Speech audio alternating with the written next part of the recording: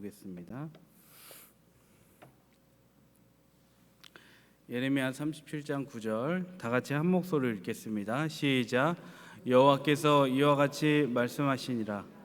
너희는 스스로 속여 말하기를 갈대아인이 반드시 우리를 떠나리라 하지 말라. 그들이 떠나지 아니하리라. 아멘.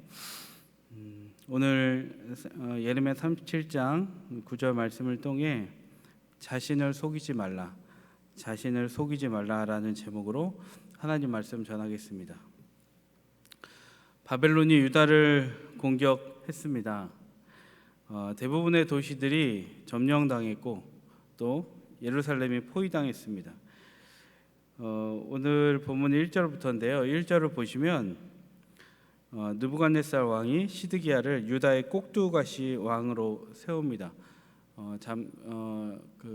자신들의 뜻을 이루기 위해서 대리 통치하는 왕으로 시드기야를 세웠다는 거예요. 근데 그 세워진 시드기야의 상태가 어땠는가는 2절에 나옵니다. 2절을 같이 읽겠습니다. 여러분 37장 2절입니다. 시작. 그와 그의 신하와 그의 땅 백성이 여호와께서 선지자 예레미야에게 하신 말씀을 듣지 아니하리라. 예레미야는 유다인들이 우상 숭배를 멈추고 하나님께 돌아와라 그 얘기를 계속했습니다. 그러면서 이제 바벨론을 우리의 심판의 도구로 썼으니까 대항하지 말고 말씀을 따라가라. 말씀 그대로 우리는 포로로 끌려가는 것이 마땅하다. 그 얘기를 계속해서 지금까지 외쳤습니다. 근데 이제 시드기야는 그 메시지에 대해서 귀를 닫아버렸어요. 왜냐하면 듣고 싶지 않은 얘기니까요. 포로로 끌려가는 거 누가 좋아하겠습니까? 사람들 만나면 잘 되는 얘기하고 싶지. 그리고 또 내가 인정받는 얘기하고 싶지. 집에 있는 아픈 사람 얘기하거나 여전히 취업 못한 자녀를 얘기하거나 우리는 이렇게 싫은 소리를 듣기도 하고 싶어 하지도 않고 싫은 소리를 듣는 것이나 말하는 것이나 다 싫어해요. 그리고 남들한테도 때로는 진리를 얘기해야 되는데 상대방이 나를 싫어할까 봐 미워할까 봐 얘기도 잘 못해요. 그러니까 지금 시드기야는 그런 얘기를 듣기도 싫어했고 근데 예레미야는 멈추지 않고 계속 그런 우리가 끌려가야 된다, 버텨봤자 안 된다 그런 얘기를 하는 상황이에요.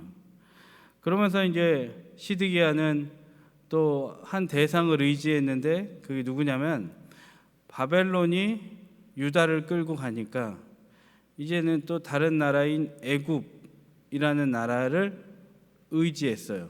그래서 애굽이 우리를 좀 도와줄 것이다라는 이 헛된 희망을 가졌죠. 그래서 바로를 의지했습니다. 이제 그런 의지할 대상이 있다 보니까 시드기야의 선왕이었던 사람들이 갔던 그 길 있잖아요. 이제 그들이 다 예레미야 또 그 선지자들을 멸시했는데 그러니까 선왕들이 했던 그대로 선지자를 멸시하는 행동을 시드기야는 지금 하고 있었다라는 거예요. 그러면서 또 이제 희한한 이제 양심에 화인 맞은 일을 하는데 시드기야가 예레미야를 별로 안 좋아했는데 시드기야가 예레미야한테 사절단을 보냅니다. 3절인데요. 여러분 성경을 보시고 같이 한번 읽겠습니다. 3절입니다. 시작. 시드기야 왕이 셀레미야의 아들 여후갈과 마아세야의 아들 제사장 스바냐를 선지자 예레미야에게 보내 청하되 너는 우리를 위하여 우리 하나님 여호와께 기도하라 하였으니 보통 왕들은 이제 선지자는 대우하면서 우리를 위해 기도해 달라 이런 얘기를 많이 했는데 여후갈과 스바냐를 보내서 도고 기도를 부탁한 거예요. 도고 기도. 시드기야는 지금껏까지 이제 심판 예언을 거부했는데 원하는 게 있으니까 기도 부탁을 한 겁니다. 조금 더 자세히 보면 어떤 목적으로 기도 부탁을 했는가, 어떤 목적으로 예레미야한테 기도 부탁했는가, 우리가 승전할 것이라는 좋은 얘기를 너가 예언을 좀 해라고 청탁을 한 거죠. 왕의 기도는 그러니까 오늘 기도 부탁은 경건한 것이 아니었어요. 순전한 것도 아니었고 거룩한 것도 아니었고 그의 신앙심도 아니에요. 그냥 자기가 바라는 것을 이루어지기를 바라는 마음에서 기도한 거예요. 그러니까 이거는 그냥 일종의 비나이다. 정한서 한 그릇 떠놓고 기도 부탁하는 거하고 다를 바가 아무것도 없다는 거예요. 지금까지 싫었던 심판 그거 말고 더 좋은 얘기 해달라는 거예요. 그러니까 얼마나 기회주의적이고 스스로를 속이는 행동입니까? 오늘 이제 자신을 속이지 말라는 것은 스스로를 속이지 말라는 것은 알면서도 피하려고 하지 마라. 알면서도 그러지 마라. 여기 답이 있는 걸 알면서도 딴 길로 계속 가려고 돌아 가지 마라. 요 얘기를 지금 오늘 성경에서는 하고 있는 거거든요. 여러분, 그렇다면 오늘 시드기야는 왜 예레미야에게 사람들을 보내서 자기가 듣고 싶은 답을 얻으려고 하였을까요? 왜 자기가 듣고 싶은 답을 얻으려고 사람들에게 보냈을까요? 그러면 그의 심리 상태는 어땠을까? 그거를 한번 우리가 살펴봤으면 좋겠는데, 시드기야의 심리 상태는 실패와 상실이 두려웠어요. 사람들은 다 저마다 실패와 상실이 두렵습니다. 실패와 상실에 대한 두려움이 커요. 사람들은. 우리나라에 있는 각종 보험이나 증권회사, 특히 이제 보험회사가 어떻게 태동이 됐냐면, 뭔가를 하려면 뭐 떡볶이집을 하든 뭐 옷장사를 하든 성공 확률을 좀 따져보고 어느 지역에 가서 오픈을 하잖아요. 보험업계는 성공 확률 1%로 시작을 했어요. 성공 확률 1%.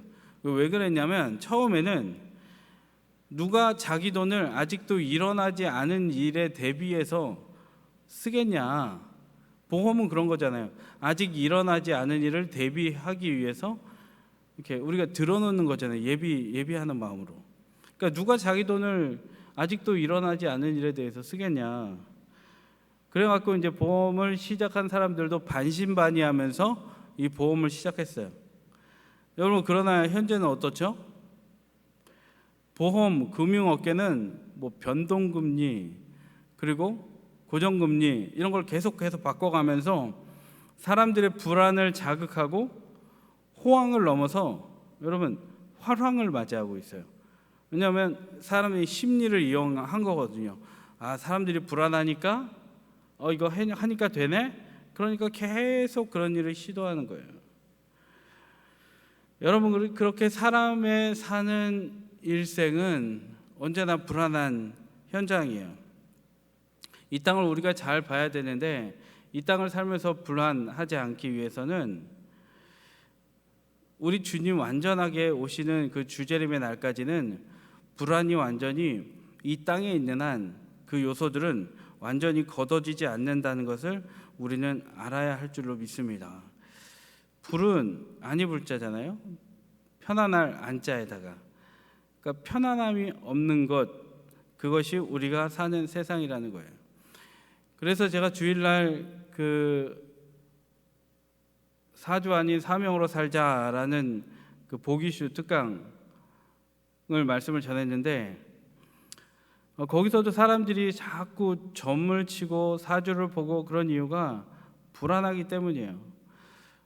그 MZ 세대 같은 경우도 10명 중에 9명이 점을 봤다고 하는데 옛날에 그 기성세대의 전유물이었던 소유물과 같았던 점 보는 것이 밑에 아이들까지 내려갔다는 것은 온 세대가 불안하다는 거거든요.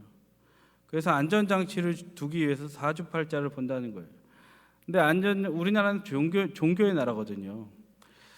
그래서 우리나라도 종교를 가질 때에도 여러분 예수를 믿을 때에도 불안하지 않기 위해서 예수를 믿는 경우가 많아요.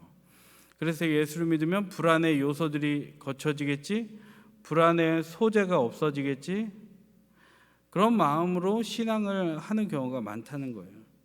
근데 여러분, 우리가 신앙의 궁극적인 목적과 목표를 놓치고 불안만을 제거하기 위해서 신앙생활을 한다면 만족할 수가 없어요. 설교를 들을 때도요, 여러분, 위로받아야겠다, 그냥 도움받아야겠다, 참 평안을 얻어야겠다, 이런 것을 전제로 나오잖아요. 처음에는 그렇게 할 수도 있어요. 예수님도 오셨을 때 병 고쳐주시고 위로하시고 치유하셨으니까. 근데 신앙이 경계를 정하기는 어렵지만 어느 정도 됐는데도 계속해서 위로받고 소망을 얻고 계속해서 나를 감싸주기 원하는 채로 신앙생활을 하면, 여러분, 우리는 계속해서 성인아이 같은 어린아이가 안에 존재하면서 몸은 커져버린 직분자요, 집사와 권사와 장로 그리고 목회자로 그냥 그대로 크는 거예요. 근데 여전히 어린아이가 있으니까 애돌애돌 해주기 원하고, 위로만 해주기를 원하고, 위로만 받기를 원하고, 그러니까 교회 안에서도 타자를 돌봐야 되는데 연약한 자에 대해서 손가락질하고, 저 사람은 왜 저래? 그리고 우리 집에 뭐 잘된 게 있으면 우리 집만 자랑하고, 그러니까 내 자랑만 계속하면 우리는 뭘 못하냐면 타자의 아픔을 못 봐요. 그리고 내 자랑을 듣는 타자는 쭈그러들어요. 그러니까 이런 거예요. 나는 신앙생활을 위로받기 원해서 하면, 위로받았으면 그것만 자꾸 얘기하는 거예요. 근데 성경은 진리를 깨닫는 거고, 신앙생활은 진리를 깬다는 거고, 진리는 예수님이시고 길 진리 생명이시니까 그 예수님을 믿는 건 죽는 건데, 기독교의 진리인 죽는 거는 관심 없고 위로받는 거에 관심이 있으니 시드기야 같은 삶을 살 수밖에 없다라는 거예요. 그러면서 위로 아닌 것에는 안 들으려고 시드기야 같이 하는 거죠. 내 죄는 하나님 앞에 토하고 하나님이 말끔하게 덮어주실 때까지 붙들고, 마귀가 그거 갖고 죄책감 주지 않고, 마귀가 그걸 갖고 나를 병들게 하지 않기 위해서 하나님 앞에 완전히 말끔하게 씻음받기 위해서 계속해서 나가야 되는데, 그냥 나는 위로받는 신앙생활 하고 싶으니까, 좋은 말씀 듣고 싶으니까 그거는 덮어두고 자꾸 시드기야 같이 예레미야한테 사절단을 보내서 좋은 얘기 듣고 와라, 요 얘기를 계속해서 하니까 결국에는 신앙이 안 크는 거예요. 결국에는 바벨론에 끌려가는 것 같이 세상 가치관에 끌려가서, 여러분, 우리가 예수를 믿음에도 진리가 충만하지 않으니 우리 안에 길과 진리 생명 대신 예수님이 주시는 평안함이, 예수 40년 50년 60년 믿었는데도 그런 게 없다는 거예요. 그러니까 헛된 긍정이 아니라, 여러분, 진짜 예수님을 만나서 길 진리 생명 되시는 소망을 품는 신앙생활을 맛보는 우리가 되어야 한다는 거예요. 7절 8절을 한번 보시면요, 7, 8절, 이제 그런 답을 원하는 자들에게 예레미야가 대답합니다. 읽겠습니다. 시작. 이스라엘의 하나님 여호와께서 말씀하시니라.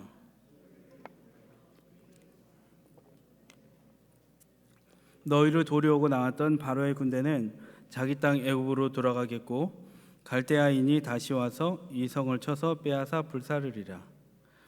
예레미야는 바로의 군대가 애굽으로 돌아간다고 해요. 지금 시드기야는 바로의 군대가 와가지고 우리를 도와줄 거라고 믿고 있었던 거예요. 그걸 바라고 있었던 거예요. 시드기야는 애굽을 의지했으니까. 근데 예레미야는 바로의 군대가 애굽으로 돌아갈 거야. 그리고 바벨론이 예루살렘으로 다시 돌아와서 결국 성을 불태워버릴 거야. 쉽게 말씀드리면 너 도와줄 사람들 아무도 없어. 요 얘기를 예레미야가 오늘 시드기야한테 하고 있는 거예요. 그리고 9절에서는 이렇게 말합니다. 같이 읽겠습니다. 오늘의 제목과 똑같아요. 시작. 너희는 스스로 속여 말하기를 갈대아인이 반드시 우리를 떠나리라 하지 말라. 그들이 떠나지 아니하리라. 여러분, 예레미야는 시드기야에게 뭐라고 얘기하냐면 스스로 속이지 말라고 합니다. 한번 따라해주세요. 스스로 속이지 말라. 스스로 속이지 말라. 이거는 말씀을 따르라. 알면서 왜 그러냐. 회개하고 돌이켜야 살 수 있다. 바로 왕 계속 기다리지 마라. 구하지 마라. 요 얘기 하는 거예요. 여러분 말씀드렸다시피 인간은 자기 상실을 두려워합니다. 그래서 스스로를 속여요. 그러면서 이게 있는 걸 알면서 근본적인 망상을 하는 거예요. 그리고 말은 내가 죄인이라고 고백하지만 아주 꼿꼿하게 살아갑니다. 말씀은 듣지도 않을 거면서 내가 원하는 대답만 기다립니다. 여러분, 그러나 하나님의 말씀을 묵상하고 귀 기울이는 삶은 그런 삶이 아니에요. 여러분, 강단에서 무슨 말씀이 선포되든지 아니면 하나님이 다른 사람을 통해서 나에게 어떤 말씀을 하든지 그 말씀을 분별해서 하나님이 나에게 주신 말씀이거든. 하나님, 내가 죄인입니다. 내가 그렇게 고치겠습니다. 하나님, 내가 잘못했습니다. 돌아가는 인생이 예수님께로 그렇게 즉시 돌아가는 인생이 인생 바벨론 70년 포로기를 돌았다가 다시 예루살렘으로 돌아온 것처럼 뱅뱅 도는 인생이 되지 않을 줄 믿습니다. 여러분, 말씀 그대로 살아내시기를 바랍니다. 말씀은 진리예요. 우리가 지킬 수 없는 것이 아니에요. 근데 우리 혹자들은 그런 얘기를 해요. 정말 많이 들었는데 말씀은 말씀이고 현실은 다르잖아요. 기껏 정말 오랫동안 이야기하고 상담하고 경청하고 대화했는데 말씀은 말씀이고 현실은 현실이에요. 그런데 절대 그렇지 않습니다. 신명기에는 뭐라고 나왔냐면 나의 계명은 지키기 쉽다 그랬어요. 나의 계명은 지키기 쉽다 그랬어요. 근데 나의 계명이 말씀이 지키기 쉽습니까? 실상은 어렵죠. 근데 뭐가 빠져서 그러냐면 예수님이 내 안에 계신 것을 믿지 못하니까 그래요. 예수님이 내 안에 계시잖아요. 그럼 내 안에 계신 예수님이 그 말씀을 지키게 해주세요. 성령께서. 여러분, 그렇게 해야만이 우리가 말씀을 지킬 수 있는 거예요.